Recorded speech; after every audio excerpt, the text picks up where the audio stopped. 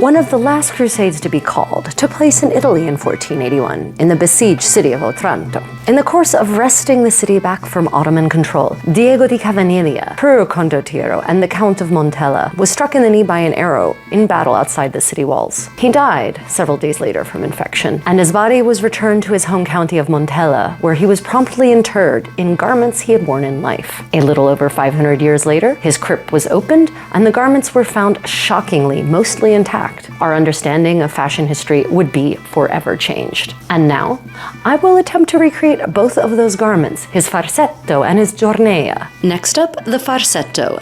Once more, unto the breach, dear viewer. Making this new farsetto, first thing I need to do is take new measurements, because the last time I took measurements for a farsetto for my condottiero was 10 years ago, and muscles have grown, etc., etc. So notice that he is wearing an undershirt. If you are going to take measurements, always take the measurements over top of whatever layer goes under the thing that you're making. Pro tip. So here I made a bit of a mistake, and I'm going to have to now patch this together in the video. We did something backwards. This was such a hurried project that I forgot. But you actually need to make a tree for the various circumferences on your body so that you know exactly where each of those circumferences go. So I'm now inserting the part with the measurement tree first, and then that will be followed by taking the circumferences. It might seem a little stilted or awkward in the video here, but for the sake of giving you the correct information and the correct order of operations, this is how we have to do it. So first up, creating the measurement tree.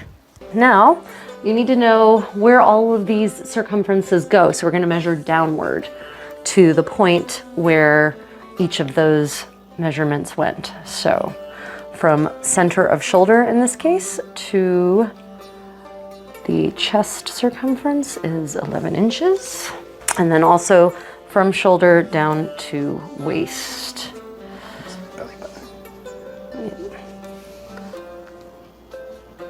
So we're going to be drafting this pattern instead of draping. Now, as a non-tailoring person, does it matter if I go like this for any of the measurements? Yes. I mean, no, you never want to put your arm up there.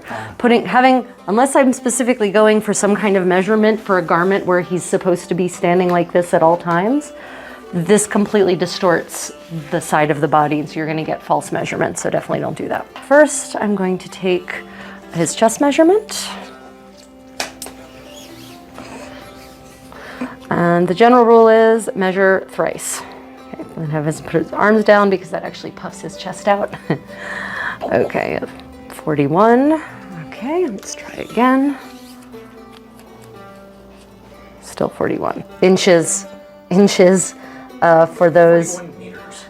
For those who are wondering, not 41 centimeters or millimeters. Pigeon chest. Okay, next we're going to take his waist. Note that before the second half of the 20th century, the waist of a man is much higher than this hip hugger thing that men wear these days. Really, most modern men pants, they're hip huggers. I know men don't want to think that, but there it is. The actual waist is right around the navel, slightly above in some cases. I don't even know where your navel is. Yeah, okay. So right around the navel is actually your true waist for men. And I guess the waist started dropping when men's circumferences started rising. Yes, indeed. Okay, 36. Okay, one more time, just to double check. And while we take these measurements, I thought I would mention something interesting about the measurements of Diego's farsetto. Because he was a man-at-arms who had been training with weapons and in harness basically since the age of 5, his right side was significantly more developed than his left side, muscularly speaking. This means that the right half of his farsetto is actually larger and visibly so than the left half. So yeah, if you need to take that asymmetry into an account in your own man or woman at arms, then make sure to measure both the right and the left side and to clearly mark down which are the left side measurements and which are your right side measurements. You're right. I mean, you should put your waist wherever you want it to be when I make the farsetto. Okay, still tracks. So next we're going to do a neck circumference. 17. So next I'm going to actually find his shoulder point. So we do that by actually taking his arm and raising it and figuring out where that bend happens, where that bend actually happens, because that's the point of the shoulder That's where we want this to actually attach. Because this is a 2-part sleeve, so I'm going to go from the point of the shoulder to the bend of the elbow. Could you bend your elbow, please? Yes, very nice. Okay, and that is 16 inches to the center of the elbow. So underneath. Yeah, 16 inches. And then, because this is a jointed sleeve at the elbow, then from the point of the elbow with arm bent to his wrist. Could you bend your hand, please? Yeah, okay. If you are enjoying this video, please hit the thumbs up and subscribe and the notification bell if you want to know when I launch new things. And if you want to do more to support my work, then consider the super thanks button on YouTube, or maybe becoming a patron on Patreon, which comes with a whole host of perks and extras like access to premium tutorials, multiple hour ones in fact, and discounts on classes. And now back to your regularly scheduled Contessa. Okay, so we got the chest circumference, we've got this. Okay, now hips, just in case there's actually a difference, and hips again are actual hips, which is where actually most people think the waist is, but that's just not true.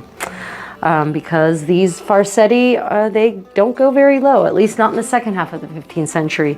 In the 14th century, obviously the pourpoint, the pointing garment, comes to just about below the groin, or not even if you go based on the sermons of the era. And then that starts raising and raising and raising until by the second half of the 15th century, in most places, the bottom of the skirts, so to say, the peplum, is actually like here at the hip, the actual hip, where your legs bend. And most men aren't, your average man is not going to be very curvy in this area, so it's probably not, no, put your arm down.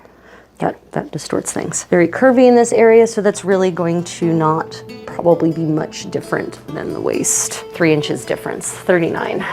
Yeah, okay, so next, I'm going to measure him for the height that I want the collar to go to. Right, so this I kind of just have to know where I'm going to put the sort of trough of that U neckline that you see in the back, but that's kind of also defined by his musculature, because that collar, that inset collar that you see in the Anglo-Franco Italo farsetti, it follows the sort of musculature here, sort of between his shoulder blades. So, you don't want to put it down too far, because it shouldn't cut across his shoulder blades. So you really want it to kind of cut down to go follow these muscles. So you might have to do some touching and feeling. And for this, I'm going to actually ask him to raise both arms. How high? There, that high, that's good. Because that kind of tells you where you can put the bottom of your trough, which in this case is about here on him. Okay, go ahead and put it down. Okay, so I'm going to go 7 inches from collar down to the bottom of that trough. And then that will actually sit there nicely between the shoulder blades. Next, I'm going to measure from the point, the middle point of the shoulder down to basically where I want the collar in the center front to meet. And that's going to be pretty high. In this period, it comes right up to this thing. What is this thing, anatomically speaking?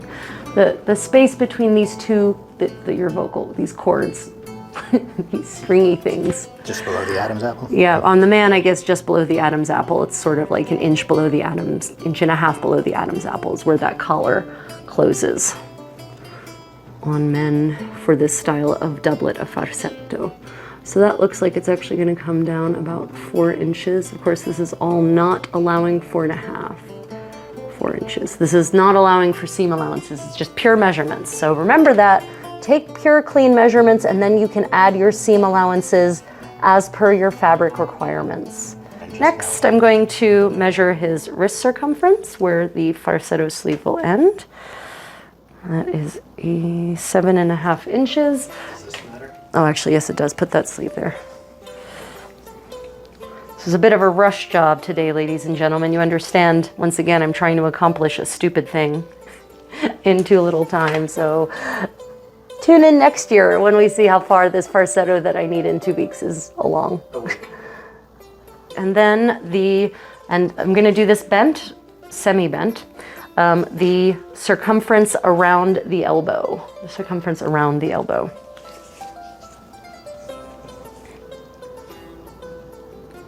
There's really no such thing as too many measurements. You can always decide not to use certain measurements that you take. Right, okay. Do you have to do it to each arm separately? No, I'm just gonna go, that's your right arm. I'm just gonna assume that someday your left arm will catch up. Thanks. Okay, put your legs together, please. So the last measurement I'm going to take is actually the neck to that point where the arm bends. And you can feel there's literally a crease in the human body here. So go ahead and raise your arm. Yeah, there's that crease. You can feel it right here. So I'm going to go from, keep the arm raised, please. Thank you. Lower it again. Raise it. Okay, so that is going to be 6 inches from collar point on neck to the bend. Postscript, one more measurement. So I need the measurement from the point where that collar is going to go, which I should have measured right when I took that thing. Okay, so anyway, I'm gonna go 7 inches down. And then, yeah, down to his waist, basically the small of his back. 14 inches. Yep, 14 inches, okay. Now I think we really have all the measurements, so stay tuned for another postscript. Brief recap, make sure that you or your target are wearing the appropriate layers that will go underneath of the thing to create the appropriate bulk, because you're gonna cry if you take measurements on a naked body and then put a bulky shirt like this on underneath of it. Then of course, make sure you measure each thing, especially the critical things like in the chest and the waist and the neck several times. And make sure you write everything down clearly, right? So that you can actually read it later on. Well, this has been your measurement taking video. I hope you have enjoyed it. Let me know if you have any questions in the comments below. Now we're gonna move on to the drafting phase. Stay creative, guys. When your kittens are no longer kittens and they are determined to fit in their kitten bed together. Meow. Hello, babies.